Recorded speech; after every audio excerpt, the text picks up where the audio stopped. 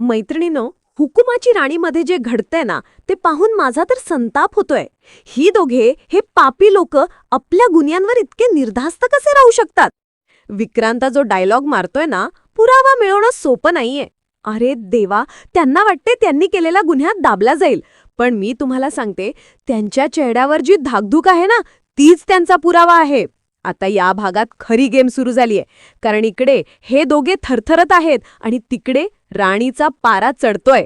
राणी जेव्हा आबासाहेबांना म्हणते, माझा संशय आहे हे जाणून बुजून घडवलं गेलंय, तेव्हा आबासाहेब जे म्हणतात ना, ते म्हणजे सोनेरी विधान. थांबू नकोस, मुळाशी जा, चिक्कूसाठी सत्य बाहेर आण.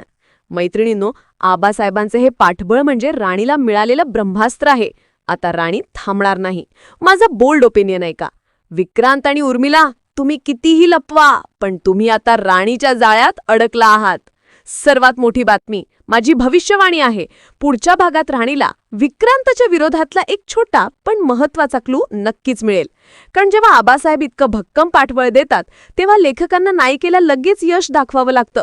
त्यामुळे विक्रांताचा एक फोन कॉल किंवा उर्मिलाचं अर्धवट बोलणं राणीच्या हाती लागणार. विक्रांत, उर्मिला, तुम्ही संपलात. आता माझा प्रश्न, तुम्हाला काय वाटतं? विक्रांत आणि उर्मिलाची ही पोलखोल स्वतः आबासाहेब करणार की राणी?